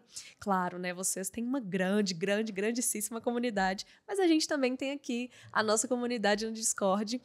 E a gente produz conteúdo para desenvolvedores. Nesse meio, então, em que vocês têm as estratégias para conteúdo, para criação de conteúdo de vocês, eu gostaria de saber se vocês têm alguma dica para empresas como a EFI, por exemplo, que fala diretamente com esse público também, de desenvolvedores. Vocês têm alguma dica de como a gente pode se aproximar melhor desse público, né? Porque eu acho que a experiência de vocês é super válida. Vocês estão ali diariamente conversando com programadores e desenvolvedores também. Oh, eu achei uma ótima pergunta, né? Olha, bom, a principal dica realmente é escutar a comunidade de vocês. Então, com certeza, elas sabem, a comunidade sabe exatamente qual é a dor que ela precisa resolver naquele momento. Uhum. Então, acho que vocês vão conseguir ali traduzir em conteúdo interessante aquele problema que precisa ser resolvido.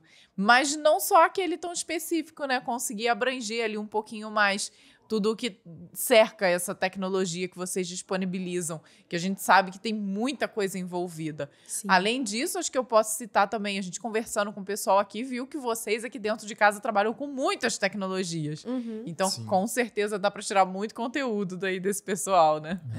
E a nossa forma também de transmitir, obviamente a gente tem ali a dinâmica que eu e a Vanessa temos, né, o convívio, tudo, muitos anos, mas é totalmente possível também criar conteúdo técnico que entretenha também, que ajude e que as pessoas também gostam, que fique fluido, né, de assistir. Eu tenho um caso assim, que eu acho que casou muito bem de um canal técnico e que é de empresa e que consegue se comunicar muito bem em relação à tecnologia, que é, por exemplo, o canal do Flutter, que é uma tecnologia do nova, Google. Né? Tá. É nova, para desenvolvimento, assim, hoje a gente pode falar que é multiplataforma, né? Mas para desenvolvimento, principalmente para mobile, seja para iOS e para Android. O canal do YouTube deles, eu acompanho desde o início. Eles também conseguiram criar assim, uma dinâmica com vários quadros diferentes, parecido até com o do código-fonte. E eu estou inscrito lá desde um dos primeiros inscritos lá, até para acompanhar a tecnologia. Então, eles têm, por exemplo, quadros de entrevista, onde eles mostram, por exemplo, casos de uso, de sucesso da tecnologia. Eles têm quadros, por exemplo, semanais, porque lá o Flutter é baseado em construção de widgets, que são pequenos pedaços de códigos ali para resolver determinados problemas. Então, toda semana tem uma animaçãozinha mostrando um widget, o widget da semana. Né? Eles legal. Então, para resolver um problema, tipo um alinhamento, uma lista, como é que você usa, por exemplo, um componente e como é que ele funciona na vertical, na horizontal, quais são as propriedades que você pode colocar nele. Então, eu uso ele até como um exemplo também e de inspiração. Mesmo a gente sendo mais antigo, eu acho que o trabalho que eles fizeram ali de produção e de misturar entretenimento e muito informativo, tem muita animação e pílulas de conteúdo também que são interessantes, eu acho que é uma fórmula de sucesso, né, que eles fizeram. Né? Não, então, assim, não digo que a nossa fórmula seria eficiente para todos os tipos de conteúdo ou todos os tipos de canais. Mas no caso do Flutter, ele se comunica também com o desenvolvedor. É uma tecnologia específica, né, para um nicho específico de desenvolvimento. E, para mim, é um caso de uso incrível. Já está, inclusive, com mais de 500 mil inscritos no canal. Caramba. É interessante você falar isso porque a gente vem percebendo que os desenvolvedores, programadores, integradores, eles estão mais protagonistas no processo de decisão de, por exemplo, uma integração de um negócio, entendeu? Então, várias reuniões comerciais que eu já participei, por exemplo, a gente vê lá o empresário, o dono da empresa, e tem sempre também o time de desenvolvimento, ou o head de inovação ali, o head de desenvolvimento, o programador, né? Então, é muito importante a gente entender que os devs estão ganhando mais espaço no processo de decisão. Sem dúvida, acho que eles conseguem apresentar a solução para quem são os C-levels ali, né? Que têm o interesse em fazer a coisa funcionar. Então, os devs têm esse protagonismo. Mas isso já acontecia, mas numa hierarquia mais baixa, né? Uhum. Eu lembro, por exemplo, quando eu era júnior ainda, e aí eu recebia a demanda já meio que pronta, eu ficava olhando e falava assim, olha, eu acho que dá para fazer de outra forma. Uhum. Eu já ouvi falar de uma outra forma. Eu não ia lá no meu gerente opinar, mas eu internamente falava, poxa, vamos tentar de outra forma aqui. Ela, você consegue? Não, eu acho que dá. Então, me apresenta essa solução aí, depois eu jogo para cima. Então, de certa forma, pelo menos nas minhas experiências dentro das empresas, a gente sempre influenciou, mas eu acho que agora a gente consegue influenciar num nível mais alto, né? Vamos dizer assim. Né? Sim, porque no final das contas, o produto tem que funcionar, né? A integração tem que funcionar. E nada melhor do que um desenvolvedor para dar opinião, né? Para ver se aquilo faz sentido para o negócio, para a integração. Aqui na EFI a gente tem um olhar muito cuidadoso com as APIs, né? Então, a gente sempre se preocupou em ter uma boa documentação técnica, com vários casos de uso, clara, precisa. Eu queria saber de vocês qual que é a importância de uma boa documentação para um desenvolvedor. Por que é importante ter uma boa documentação técnica da PLI? Por que é importante ter SDKs, né, disponíveis nas principais linguagens de programação? O que vocês pensam sobre isso? Nossa, eu acho que para a gente é importante, chega a ser fundamental e até um diferencial para a ferramenta. Porque às vezes você pode ter uma ferramenta que é incrível. Se você não consegue entender, não consegue saber como implementar, cara, a pontuação dela vai lá para baixo. Então faz muito diferença nesse sentido, porque, poxa, a partir do momento em que eu sei que se eu tiver um problema, que nem vocês, eu vou ter lá uma comunidade do Discord que vai estar disposta a me ajudar. Eu, enquanto empresa, vou ver que não, tá tudo muito às claras. Aqui tem a documentação técnica e até a não técnica também, né, de como é que é todo o sistema de cobrança, né, que isso acontece muito hoje. A gente trabalha muito com cloud, com SaaS hoje, que é algo muito comum, e você vê às vezes ali as entrelinhas, a empresa acha que vai gastar menos e no final está gastando mais. Então tudo isso precisa estar muito às claras. E a documentação para nós que somos desenvolvedores, cara, faz muita diferença, essencial, né? né? Essencial, E eu vejo hoje, por exemplo, documentação técnica das ferramentas e das integrações é essencial até para popularizar as ferramentas também. Às vezes a ferramenta tem um desenvolvimento bem feito, mas se na hora de fazer a integração existe uma determinada dificuldade, às vezes o próprio desenvolvedor fala assim, olha, vamos optar por outra opção. Vamos escolher outra, né? Isso aqui a gente está perdendo muito tempo e o investimento em tecnologia das empresas é alto também nesse sentido. Então, quando você já tem casos de uso, sem documentação clara, com uma linguagem clara, às vezes até com línguas diferentes, isso tudo tende até a popularizar a própria tecnologia. Né? E nesse sentido, como a gente estava falando antes de inteligência artificial, a gente tem visto também algumas iniciativas para o uso de inteligência artificial para as documentações também. É mesmo. Então, quando você tem uma base grande de documentação de casos, você conseguir alimentar modelos de inteligência artificial e aí o desenvolvedor faz uma pergunta específica do problema dele e essa inteligência poder resolver um determinado problema usando como fonte a documentação, isso legal. ajuda pra caramba também na hora de solucionar os problemas, né? Que legal, cara. Usar a inteligência artificial para buscar ali na documentação e já dar uma resposta mais rápida, Exato. né? Então, uma das iniciativas que a gente tem visto, e tem o GitHub Copilot, existe outras também, né? A Amazon tem aí o Code Whisper, que é também um concorrente, que é alimentado com modelos grandes assim com base de código, mas tem alguns diferenciais que eles estão trazendo.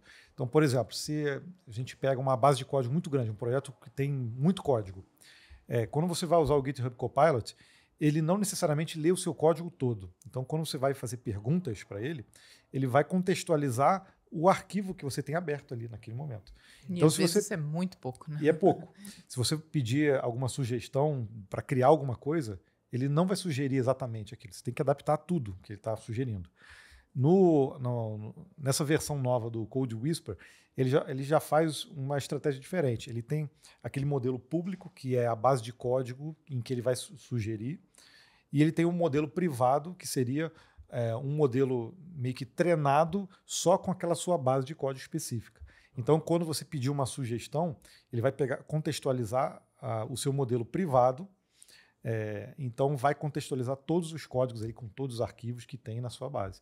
Então, isso vai dar uma acuracidade às sugestões muito maior, né?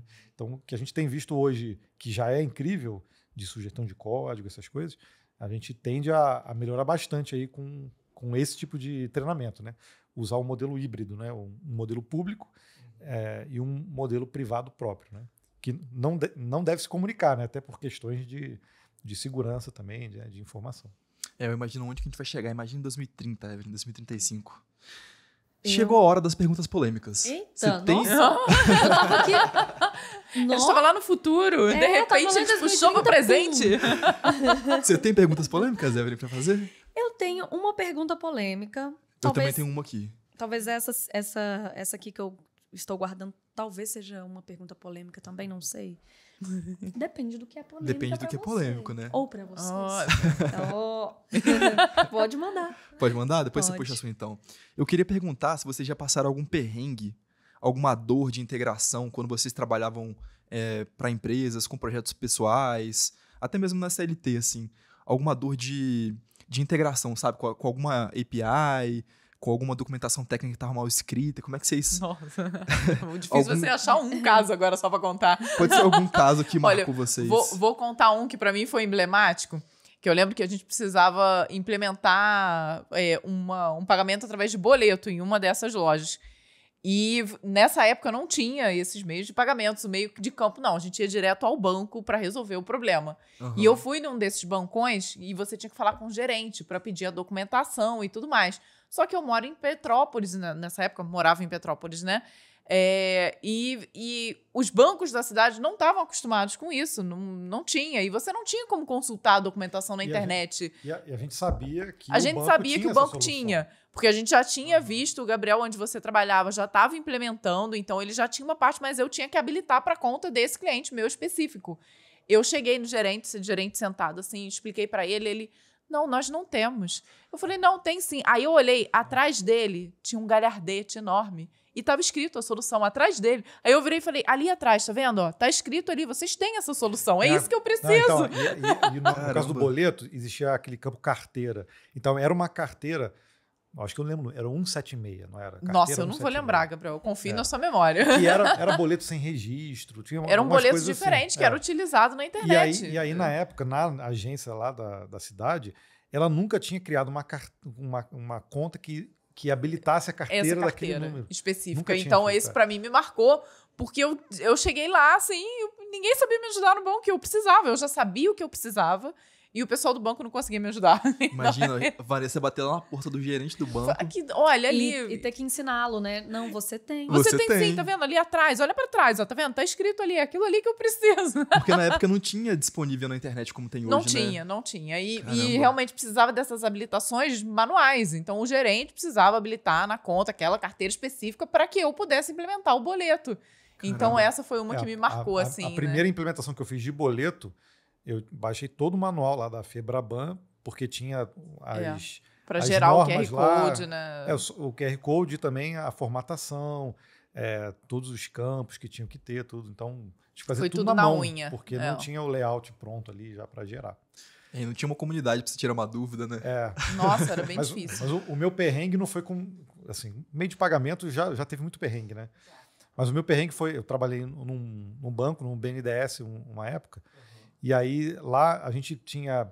Lá estava construindo os sistemas para a intranet, lá internamente, e faziam muita integração com o mainframe. Eu usava lá a linguagem Natural e o banco de dados era o Adabase. E não tinha integração disso com o sistema web, não dava para fazer isso. API. Não tinha. Não E existia. aí, na época, eu tive que criar lá um componente que eu usava dentro do banco de dados, do SQL Server, que fazia chamada ao Adabase, e aí a cada chamada eu trazia um registro. Então ele ficava fazendo várias chamadinhas lá, fazia um registro, e aí a partir disso eu criava uma tabela dinâmica e fazia relacionamento com os sistemas. Gente do céu, não tinha um callback, né? Não. De volta e retorno, né? Não, então, o que a gente usava tinha o último parâmetro do componente, ele retornava se existia um próximo registro ou não. Quando ele retornava false, aí acabou. Então eu conseguia parar o meu loop. Isso era o que mais se assemelhava ao callback ali no final. Então, aí no fim das contas, era meio que assim, era um proxy que a gente fazia para poder fazer acesso em tempo real ao banco de dados do mainframe. Caramba. Então, essa foi uma das implementações mais bizarras assim, que eu precisei fazer. Hoje a gente tem nas nossas APIs, por exemplo, vários callbacks, né? Quando um pagamento é executado pelo cliente, a API ela retorna o callback para o sistema integrado. Então é uma dor que as APIs atualmente resolvem, né, cara? Eu estou chocada. Eu tenho uma pergunta aqui, eu não sei se ela é necessariamente tão polêmica, mas eu queria saber de vocês, né? Hoje vocês são comunicadores, empreendedores, enfim, e programadores. Aí 3 coisas, talvez mais, né? Como o Mu falou, né? São pais, são mães.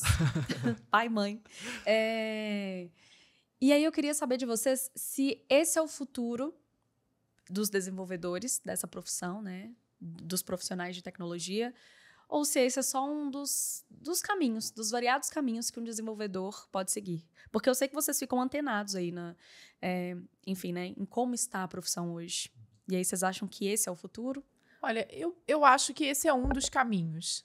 Então, a comunicação ela é extremamente importante, mas não quer dizer que você precisa ter um canal no YouTube para falar com milhares de pessoas. Você tem que ter uma boa comunicação ali dentro do seu meio, né? Seja ele pessoalmente ou através do Slack, através do e-mail. Então, é preciso ter uma boa comunicação.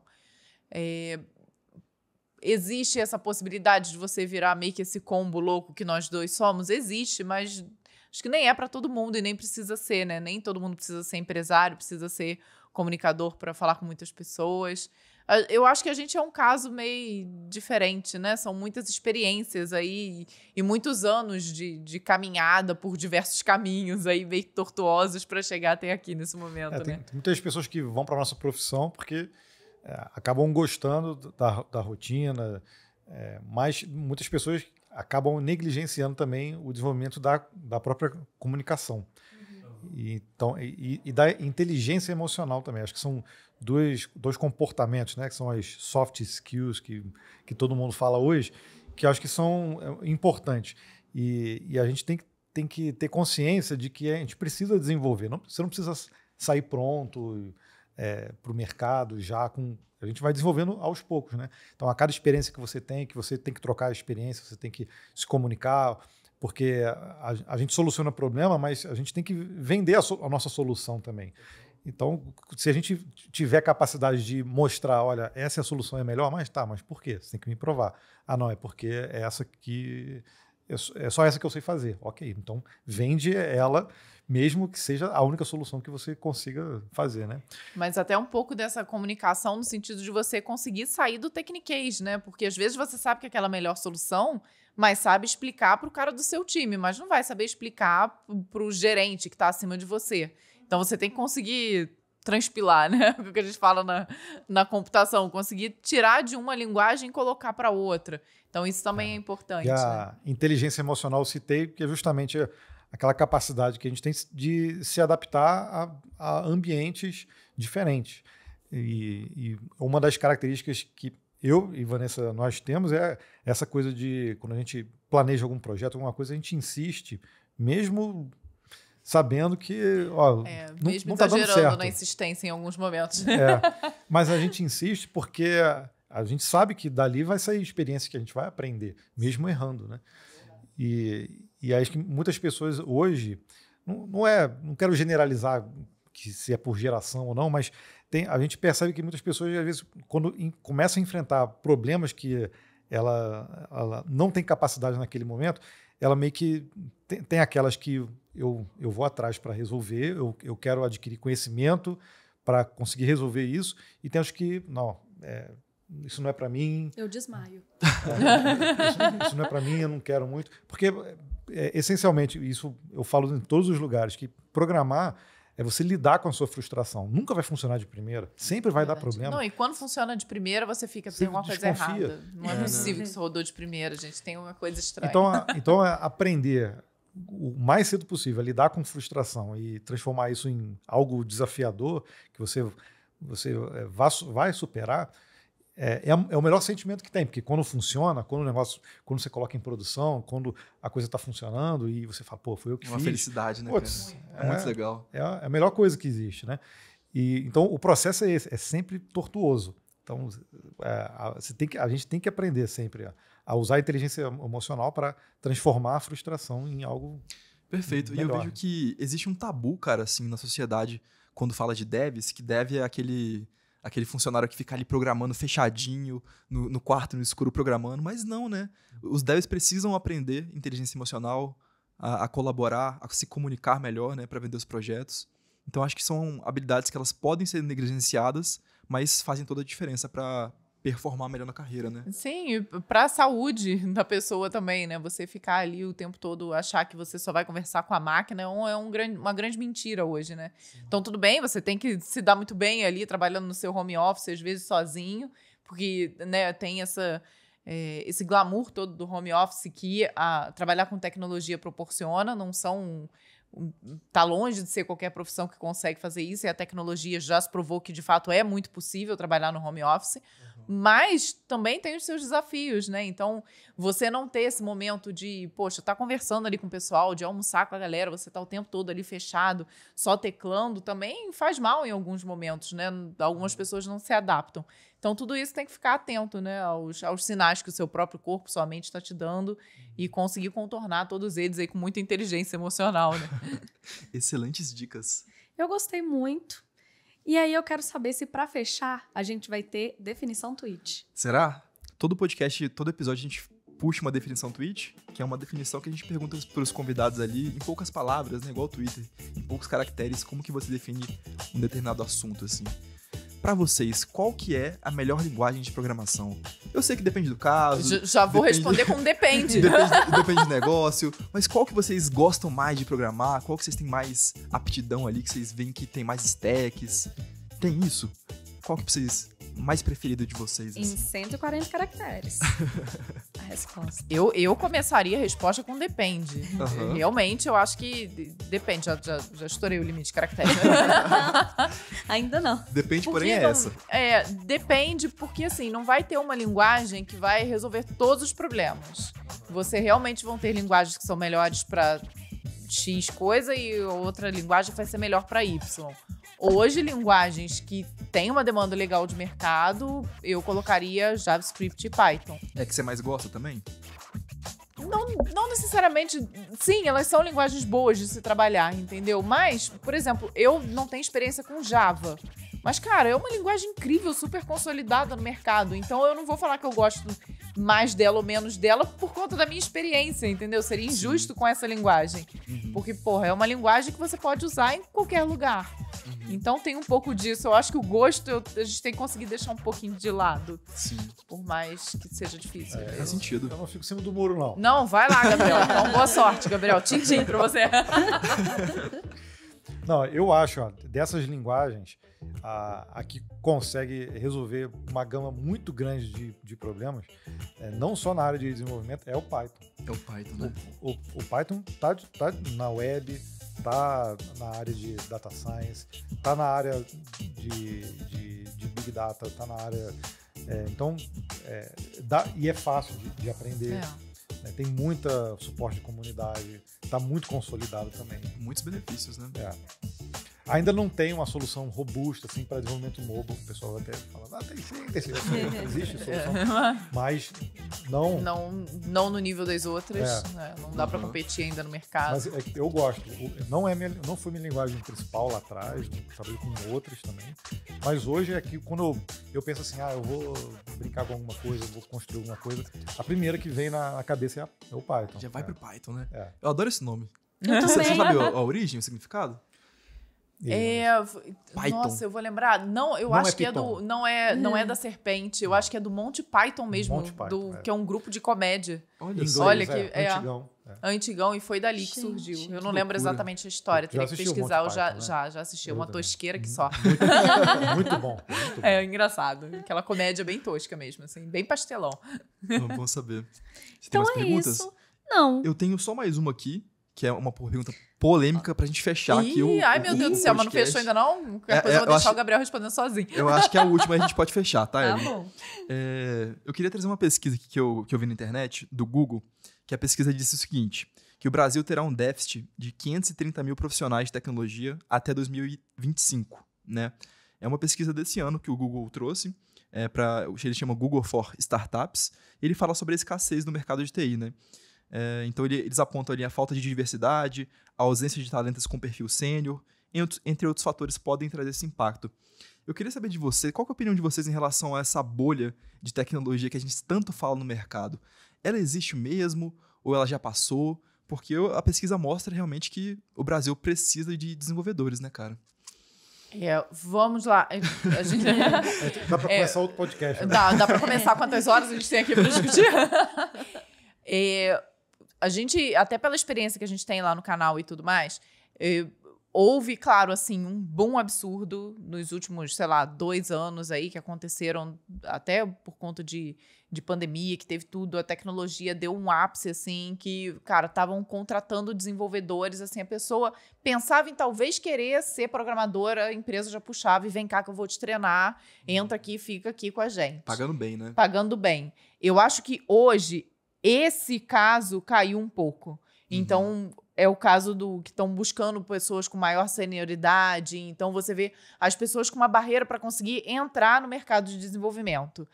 Mas esse é um problema que as empresas vão ter que conseguir ali equalizar de alguma forma. Porque tem muita gente querendo entrar e muita empresa querendo pessoas que já tenham experiência. Mas, cara, vão ter que ir trazendo aos poucos essa galera que está chegando no mercado para conseguir o talento que ela precisa ali naquele momento.